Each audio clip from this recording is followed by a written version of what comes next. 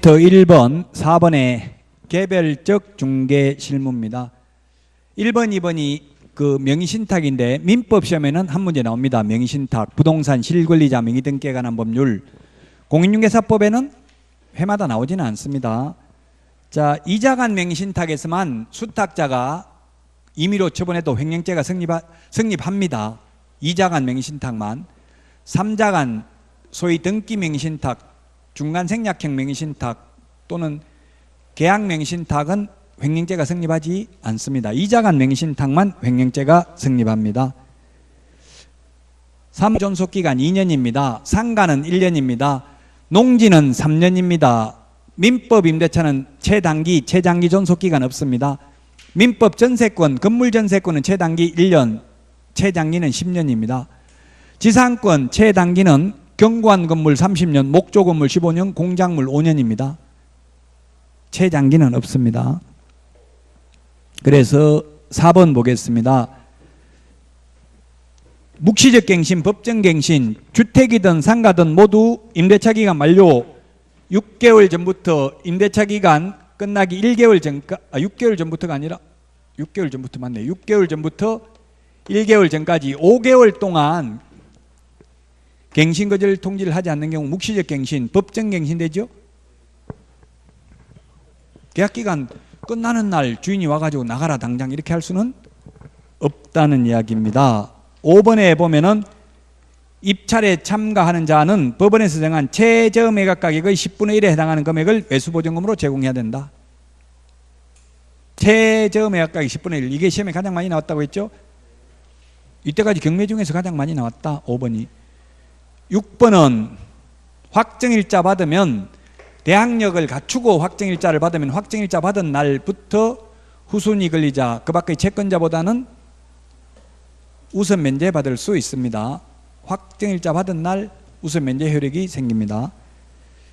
자기보다 후순위보다 전액을 우선 면제 받습니다. 최우선 면제는 최고 먼저 받는데 일정 금액만 최고 먼저 받죠. 보증금 일정 금액 이하인 경우, 즉 서울에서 1억 1천만 원 이하인 경우 3,700만 원만 최우선 면제 받잖아요. 최우선 면제는.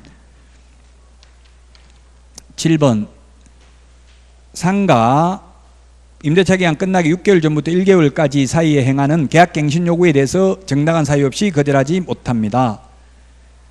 예. 그 다음에 계약갱신 요구 10년간이죠. 10년간 계약갱신 요구 거절할 수 없고 10년간 최초 임대차 기간을 포함한 전체 임대차 기간이 10년 동안 계속 갱신 요구하면 거절할 수 없습니다. 8번은 임대인은 임대차 기간이 끝나기 6개월 전부터 임대차 종료 시까지 권리금 계약에 따라 임차인 주선한 신규 임차인 데리는 자로부터 권리금 지급받는 것을 방해해서는 아니 됩니다. 6개월로 바뀌었죠. 옛날에 3개월에서 6개월입니다. 그 다음에 9번 임의경매란 담보권 실행을 위한 경매로 채무자가 채무를 이행하지 아니한 경우에 저당권 등 담보물권을 가진 자가 담보권에 의하여 실행하는 경매를 임의경매라고 합니다. 강제경매, 임의경매는 시험에 잘 나오지는 않습니다. 강제경매는 집행권원에 의해서 하는 경매입니다. 판결문 같은 거에 의해서 하는 경매. 자, 그 다음에 10번 매수신청 대리인 등록은 지방법원장에게 합니다. 중개사무소 개설 등록은 등록관청 시군구에 한다. 이거 구분하라는 이야기입니다. 자, 그 다음에 2페이지 매수신청 대리와 관련되는 내용입니다. 중요하죠. 1번 시험에 많이 나왔습니다. 매수신청 대리 업무정지당하면 출입문에 업무정지당했다고 써붙여야 됩니다. 중개사무소는 업무정지됐다고 써붙일 의무 없죠. 중개사무소 업무정지됐을 때는. 그 다음에 중개사무소 업무정지는 6월이 한데 매수신청 대리 업무정지는 1월 이상 2년 이하입니다. 안가로 2번 경매 실무교육은 법원 행정처장이 지정하는 교육기관에서 교육받아야 됩니다. 시험에 지방법원장이 지정하는 교육기관에서 교육받아야 된다. X로 출제됐습니다. 많이 출제됐던 지문들입니다. 인터넷에 보면 매수신청 대리 포기해야 됩니까? 경매 포기해야 됩니까? 적게 나온 거 포기하고 싶습니다. 이러는데 매수신청 대리는 포기하면 안 돼. 경매는 어렵기 때문에 이것저것 다 알아야 되지만 경매는 기출문제 위주로만 보시고요. 매수신청 대리는 다 읽어보셔야 돼요. 읽어보면 다 이해돼요. 경매는 다 읽어볼 수가 없어. 워낙 방대해서 다 읽으려고 하면. 기출문제만 보면 돼요. 3번 공탁금은 3년간 회수할 수 없고요.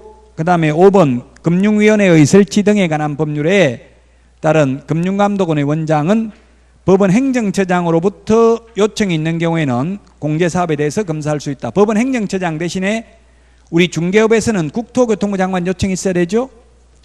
그 다음에 5번 휴업은 유월을 초과할 수 없다. 휴업은 맞습니다. 6번 매수신청 대리인은 매수신청 대리업을 휴업 또는 폐업, 휴업한 매수신청 대리업을 재개하고자 하는 때는 감독법원에 그 사실을 미리 신고해야 됩니다. 휴업 기간을 변경하고자 하는 때에도 미리 변경 신고해야 됩니다. 맞습니다. 7번 개업공개사는 대리행위를 하는 경우 각 대리행위마다 대리권을 증명하는 본인의 인감증명서가 첨부된 위임장과 대리인 등록증 사본을 제출해야 된다. 다만 같은 날 같은 장소에서 대리행위를 동시에 하는 경우에는 하나의 서면으로 가름할 수 있다. 인감증명서 제출을 개인이 제출하는 경우는 여기밖에 없습니다. 우리 공인중개사법에는 개인이 인감증명 제출하는 거 없어요. 법인인 경우에 법인 인감도장이어야 되니까 법인 인장 등록할 때 인감증명서 제출해야 됩니다. 개인 인감증명서 제출하는 거는 여기밖에 없다. 8번 개업공개사는 위임계약을 체결한 경우 확인설명사항을 서면으로 작성하여 서명 날인한 후 위임인에게 교부하고 그 사본을 사건카드에 철하여 5년간 보존해야 된다. 5년간. 매수신청대리 관련 서류는 다 5년입니다. 매수신청대리 사건카드, 매수신청대리 대상물 확인설명서, 매수신청대리 행정처분대장 모두 5년 보존, 거래계약서 5년 보존, 확인설명서 전속중개계약서는 3년 보존입니다. 9번 보수를 받은 경우 예규에서 정한 양식에 의한 영수증을 작성하여 서명, 제가 아까 이야기했죠. 매수신청 대리는 서명 또는 날인인지 서명 및 날인인지 규정이 없다고 했죠. 이렇게 그냥 서명 날인, 이거 해석상 서명 및 날인으로 해석해야 됩니다. 그러나 뭐 시험에 밋인지 또는인지 이렇게 묻기 어려워요. 법 규칙에 이렇게 돼 있기 때문에 서명 날인한 후 위임인에게 교부해야 된다. 매수신청 대리 보수 영수증은 교부는 해야 됩니다. 보존 의무는 없습니다. 그러나 중개보수 영수증은 교부 의무도 없고 보존 의무도 없습니다. 9번에 중개보수를 받은 경우 예규에서 정한 양식에 의한 영수증을 작성하여 서명 날인한 후 위임인에게 교부해야 된다. 맞고요. 10번 지방법원장은 매수신청 대리 업무에 관하여 관할 안에 있는 협회의 시도 지부와 매수신청 대리인 등록을 한 개업공개사를 감독한다. 우리 핵심 비교정리 프린트 12번 별표에 보면은 지도 감독 관청 구분해 놨습니다. 12번에 보면은 개업공인중개사, 무등록 개업공개사, 거래정보사업자 별표에 있죠. 지도감독은 국토교통부 장관, 시도의사 등록관청이고요. 그 다음에 협회에 대한 지도감독은 오직 국토교통부 장관이죠. 지부, 지회라 하더라도. 그 다음에 매수신청대리 지도감독은 매수신청대리와 관련해서 협회 지도감독은 법원행정처장, 협회의 지부, 그 다음에 매수신청 대리인 등록을 한 개업공인중개사 지도감독은 지방법원장이 지도감독을 합니다. 지방법원장은 그 지도감독 사무를 지원장이나 협회 시도지부에 위탁할 수 있고 위탁받은 지원장이나 협회 시도지부는 그 실시 결과를 지체 없이 지방법원장에게 보고하여야 합니다. 자, 여기까지 해서 동형 1회 모의고사 강의를 모두 마치도록 하겠습니다. 다음 주에 찾아뵙겠습니다. 건강관리 잘 하시기 바랍니다. 수고하셨습니다.